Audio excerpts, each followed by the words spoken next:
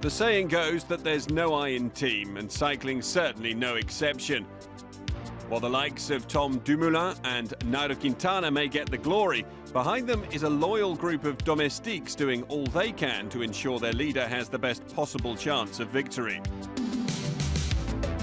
To understand what it takes to fill this often thankless role, inCycle consulted the individuals who fully embraced the concept of self-sacrifice.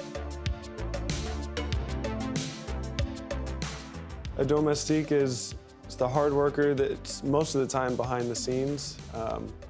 A lot of times our work is done in the bits that people don't watch on TV or that aren't focused on so much, but our job is to make sure that the leaders get to the most important points of the race as fresh and well prepared as possible and in the right position so that they only use their energy when they absolutely need to. The rest falls on us. Pero también quiero dejar claro, a veces a mucha gente también, por no conocer, por no tener no saber, también dicen, pero es que no es justo que solo 2 personas se van a ir y ustedes no puedan. No es que no podamos, es que hay capacidades y talentos. Esos 2, 3 líderes, 4 que tienen un equipo, eso es porque tienen un grandísimo talento. Lo que sí se tocados con la varita, que habemos gregarios que no podemos tener ese talento y por algo están allí. Y por eso, al no poder ganar unos otros, pues tenemos que servir para intentar apoyar, pero esto no quiere decir que si el día de mañana nos dejan libres para el Tour de Francia vamos a hacer podio, o sea, estamos equivocados porque también esto requiere talento y estos líderes son esta minoría de gente, de eminencias, de superdotados que la vida da, que no todos la tenemos y eso también hay que afrontarlo y nos toca trabajar más fuerte y por eso también es un poco a veces que hay un poquito de ignorancia en ese aspecto de que la gente se enfada. Es que siempre es con Nairo, pero bueno, siempre es con Nairo porque es el que está siempre bien y el que tiene eso para luego ir a ganar. Nosotros seguramente no podremos. You know, you just have to remember, how do we do our hiring process? Nobody ever hires a domestic under the under 23. We all hire people who are highly successful, who win bike races. And they turn out to be domestics, and that kind of like is a huge shift in their career, in their life. And after a certain period, you realize, I was 7th, I was 4th, I was 5th, but I didn't win. But we have guys who can win. And then you have to make up your mind and say, what do I want to do here? Do I want to be part of a winning team, or do I keep on trying to win myself? Because what it also is, like, you ask your teammates to run through physical pain for you.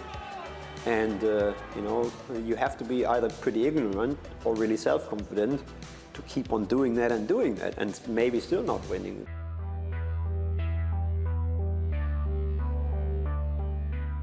So the role of domestiques is divided up depending on what they've done in the previous days, how fresh they are, and the stage coming up. So you may have guys, they're scheduled to do the bulk of their work in the first half of the stage, and then they take it easier.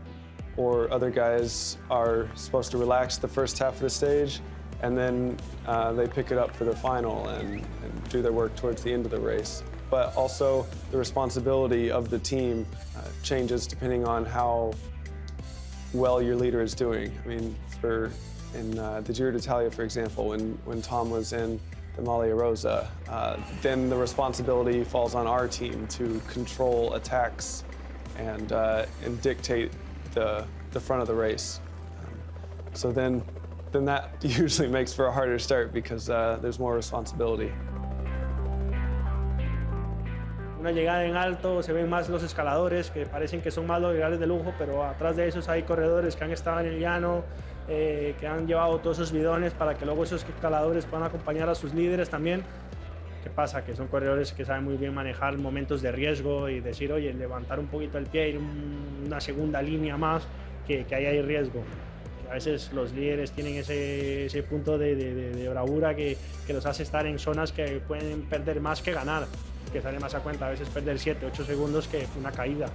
Entonces ahí es donde este grupo de personas con tantísima experiencia saben manejarse también en el paquete, que a eso me hablaba, por eso son gregarios de lujo. I think that becomes a little bit of a, it becomes automatically it's the way you select your team. So if we go to races where we clearly do everything for Cavendish, say, okay, what was the most likely outcome here? The most likely outcome here, if we go there with a sprinter, then Kittel will be there, then Sagan will be there, then who else will be there? It doesn't really matter, you know, like Degenkolb will be there. So there will be other sprinters. So what do we really have to do there? There will be a breakaway, it's going to be a sprint. They will ask us to ride and we will ride. Best case scenario is like everybody puts one in to ride. So it's going to be, make sure there's no group bigger than 6 taking off, because we're going to have 4 guys to ride. That's not good enough, well then we have to find another one.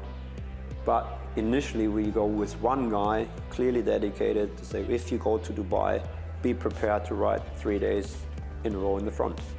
On stages where things don't go well, for example, Tom's stop before the Stelvio, there's certainly a feeling of helplessness because I was so far back at that point, there's nothing I could do. But the strength of our team in that race showed to be our ability to reset after each stage. We just do the best we can each day, and then the following day create a new plan depending on what situation we're in.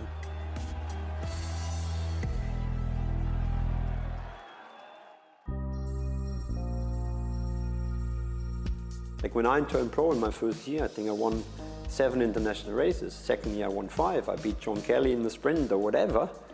But the situation going then to Telecom to say, well, I have 6 guys riding for me and I might still only finish 4th. I was not even in the mood to go down to dinner. I thought like, okay, then I look into this disappointed faces to say, oh, thanks mate. So we chased 150 kilometers, 4th, brilliant. And now what? We try tomorrow again? Not really. And then we had somebody like Eric Zabler coming. He would say, well, you know what? 4th happens. Tomorrow we try again. But you wouldn't be better than 4th. So it was our best option. So we try again. You know, he could just cope with that pressure much better. I had really difficulties to look people in the eyes, say, so what now? Thank you. I mean, do you know how much that hurts to ride 150 in the front? So changing my role, that was my experience, to say, okay, I became part of Eric's lead out first. That took so much pressure away from me, and I really enjoyed him winning. Part of being a domestique is sacrificing your own ambitions and goals. But some guys see that as hard. They want the glory for themselves. And there's certainly some of that still in me. It mostly comes out in time trials now, where I really want to get a result. But I think a lot of success can come from shifting mentally to making my goal Tom's success. Like, if I can do everything possible and help him to achieve success, then I also have. And so I'd say it's a trick of the mind, but that's not really. It's part of the team spirit is that, you know, Tom stands on the podium at the end of the race, or another leader, for example, but we all helped him get there, and a good leader recognizes that they can't do it alone, and on our team especially, the leaders recognize the help that we give them.